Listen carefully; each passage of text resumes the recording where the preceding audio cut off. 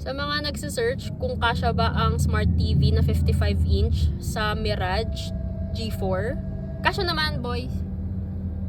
Kasya naman siya.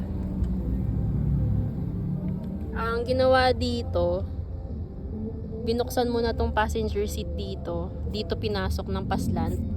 Tapos bago ipasok, itong passenger seat dito, ibababa yan ng todo. Tinanggal din yung headrest para hindi tatama dun sa ano ng TV.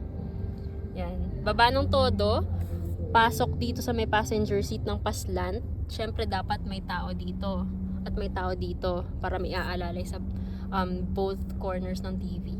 Tapos ganyan siya. Yung sa driver naman, if nag-curious kayo anong itsura ng driver, ito siya.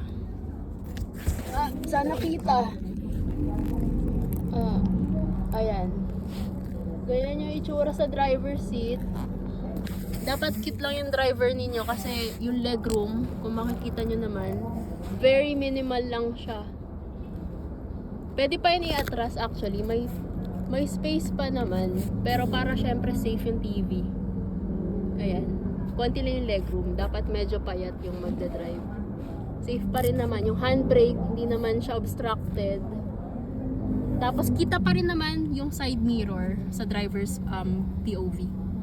So yun, sa mga nag-search kung kasya ba ang 55-inch sa Mirage sedan, kasya naman boy. Biyahin nyo na yung TV nyo.